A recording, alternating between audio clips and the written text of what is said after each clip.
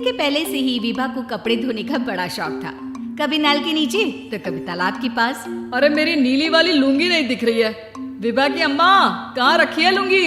अरे वो तो विभा ने परसों ही धोकर रखी थी आपकी अलमारी में, देखो वहीं होगी। वो ना मैंने आज धो दी, मुझे लगा कि गंदी हो गई होगी। अरे कैसे गंदी हो गई थी? उसे तो मैंने पहना भी नहीं। हे भगवान, इस लड़की के कपड़े धोने की आदत से परेशान हो गया हूँ मैं। जितना तो घर में राशन नहीं आता, उससे कहीं ज्यादा डिटर्जेंट पाउडर का खर्चा है। इसकी शादी करवा दो, शादी। जाए अपने घर में ही करे काम, फिर चाहे घर के कपड़े धोने हो या पूरे गांव की। हाँ ठीक बोल रही हूँ, देखता हूँ मैं कोई लड़का। वो दिन भी आ जाता है जब विभा को देखने लड़के वाले आ जाते हैं। लड़की मुझे अच्छी लगी। होने वाली सास कहती है, बेटी अगर कुछ पूछना है तो पूछ लो। वैसे तो हमारी लड़की बहुत ही शर्मीली है, जो बोल दो वो मान लेती है, इसे क्या पूछना होगा। अरे कैसी बात कर रही हो माँ, मुझे इन लोगों के घर रहना है, सवाल तो कई है। हाँ हाँ बेटा, पूछ लो ना, क्या पूछना है। आप लोगों के घर कपड़े कौन धोता है? सास का मुंह बन जाता है। देखो, अगर तुम ये कहना चाहती हो कि तुम्हें कपड़े धोने नहीं आते तो सुन लो, कपड़े मैं ही धोती हूँ, लेकिन तुम्हारे आ जाने के बाद मैं रुमाल तक नहीं धोऊंगी। अरे चुप रहना भाग्यवान, बहू बेचारी घर आई नहीं, उसे डराना शुरू कर दिया। वो क्या है ना बिटिया, अभी तक तो ये कल्लू की माँ ही धोती थी, लेकिन अब तुम्हारे पापा तो दहेज में वॉशिंग मशीन देंगे ही। तभी विभा की माँ बोल पड़ती है, सवाल भी पूछा तो क्या। वैसे भाई साहब, मशीन की तो फिर भी कपड़े धोने की कैपेसिटी होती है। मतलब जो बिटिया दे रहे हैं ना विभा, इसे कपड़े धोने का बहुत शौक है। ये आप लोगों के क्या, आस पड़ोस गांव मोहल्ले सबके कपड़े धो दे और उफ तक ना करे। बाहर देखा नहीं आपने कितने कपड़े सूख रहे हैं? सब हमारी बिटिया ने ही तो धोए हैं। बस भी करो ना माँ, शर्म आ रही इतनी तारीफ सुनकर। और तो और एक दाग निकाल कर दिखाओ तो मान जाओ। हाँ अच्छा अच्छा, माफ करना बेटा, मैंने गलत समझा। हमें तो रिश्ता बहुत पसंद है। और ऐसे जुड़ जाता है रिश्ता कपड़े धोने का शौक रखने वाली विभा का। उसकी शादी हो जाती है कोयला फैक्ट्री में काम करने वाले कल्लू के साथ। शादी के बाद अचानक विभा चिल्लाती हुई सास के पास आती है। सासू माँ, अरे सासू माँ कहाँ है आप? ये तो धोखा है, धोखा दिया आप लोगों ने मुझे। इसे ससुर के चक्कर के बारे में पता चल गया। अरे तो उसमें तुझे क्यों धोखा मिला है? अरे नल में पानी नहीं आता, कपड़े कैसे कब धुलेंगे? अच्छा अच्छा, तू पानी नहीं आ रहा उसकी बात कर रही है। तो आपने क्या सोचा? कुछ नहीं।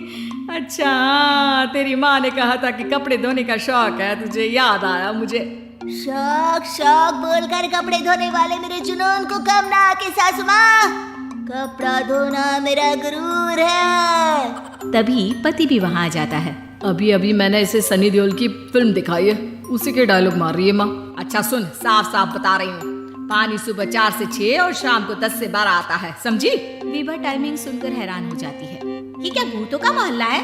सुबह 4 बजे उठकर कौन कपड़े धोता है? 4 बजे टंकी में पानी जाता है, फिर सारा दिन धोना ना, किसने मना किया?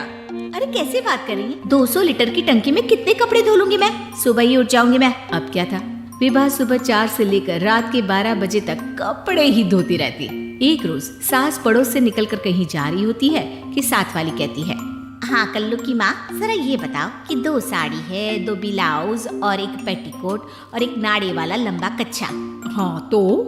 अरे तो क्या, कितना लोगी धुलाई ये बताओ। धोबन दिख रहे हैं हम क्या? हमारे पति सरकारी नौकरी से अभी अभी रिटायर हुए हैं और बेटा सुपरवाइजर है कोयला फैक्ट्री में।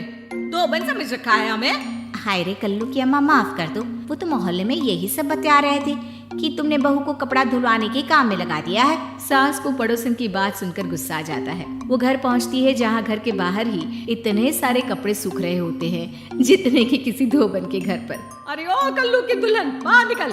माँ जी यहीं आ जाओ, बाथरूम में चादर धो रहे हैं हम। अरे अभी हम धोते हैं, तुमको बाहर निकलो। ये आस पड़ोस वाले बोल रहे हैं कि हम बहू से कपड़े धुलवा धुलवा कर उसे कपड़ा धोने वाली बना दिए हैं। अरे छोड़ो ना माँ जी, किन लोगों की बातों में आती हो? आस पास के लोगों का तो काम ही होता है कि वो किसी तरह सास बहू को लड़ा दे। बहू सारे घर के कपड़े धोती है, ये क्या कम है? बोलिए। सास को भी लग जाता है कि वो बहू का ये सनकीपन नहीं छुड़वा सकती, इससे अच्छा है कि खुद ही चुप हो जाए। एक रोज सास और बहू मंदिर जाते हैं, जहाँ सास की साड़ी वहाँ खड़ी भीख मांगने वाली से मिलती है। माँ जी क्या बात है? आप आपकी साड़ी उस भिखारन से कितनी मिल रही है ना? हाँ हाँ देखो तो, दोनों की साड़ी मिल रही है। क्या बात है कल्लू की अम्मा, तुम खुद को तो अफसर की बीवी बताती हो और ऐसी सिंपल सी प्लेन साड़ी पहनकर घूमती हो। सिंपल और प्लेन नहीं है ये साड़ी। तो क्या सोने के धागे से फूल बने हैं? कुछ भी सासू माँ, कुछ भी। हाँ बने थे इस साड़ी में सोने के धागे से फूल। मेरे पति लेकर आए थे मद्रास से स्पेशली मेरे लिए 10,000 की। ताहे भाई साहब इस भिखारन के लिए भी सेम टू सेम साड़ी लेकर आए होंगे 10,000 की। सास उस वक्त कुछ नहीं कहती, लेकिन बहू के साथ घर आती है और अलमारी से एल्बम निकाल कर लाती है। ये साड़ी देख रही है, ये वही साड़ी है जिसे मैंने अभी पहना था। इस साड़ी में ये जो चमकदार फूल दिख रहे हैं ना, ये सोने के धागों से काढ़े गए हैं। लेकिन तू लोकल वॉशिंग मशीन ब्रश से घिस घिस कर सारे फूलों को निकाल कर साड़ी प्लेन कर दी। मुझे माफ कर दीजिए सासू माँ। और तो और, जब मैंने तुझे तेरी गलती के लिए कुछ नहीं कहा, लेकिन तूने तो सबके सामने मेरा मजाक ही बना दिया। क्यों? बहू को समझ में आ जाता है कि अब से उसका कपड़े धोना बंद।